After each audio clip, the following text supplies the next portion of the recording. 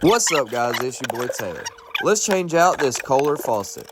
This faucet was leaking from the sprayer head hose, and when you would pull it down, it would spray everywhere.